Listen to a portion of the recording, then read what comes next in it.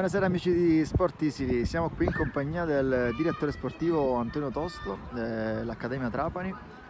Volevamo un commento a caldo sulla partita appena conclusa, avete affrontato il Partini Caudace, è stata una grande partita, un commento secondo voi? Ma il commento a caldo che posso fare è che abbiamo voluto questa vittoria e ci siamo riusciti.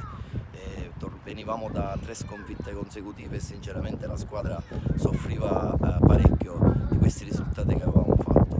Oggi è stata una partita quasi fantastica, però si era messa subito in salita, però poi l'abbiamo ribaltata grazie ai ragazzi che ci hanno creduto fino alla fine.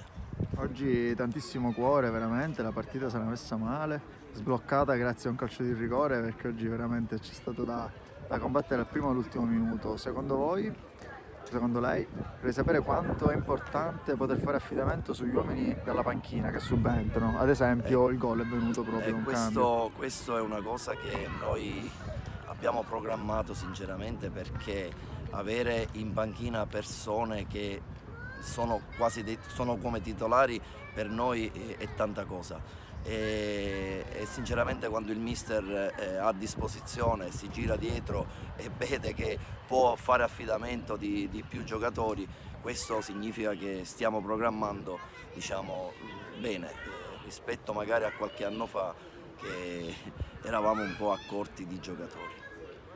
Assolutamente, assolutamente. Poi io volevo chiedervi infine l'idea che avete a proposito del programmare, no? che dicevamo sulle prossime gare che vi aspettano, un pensiero, un Già commento. la prossima abbiamo subito il derby con il San Vito Capo, Sì.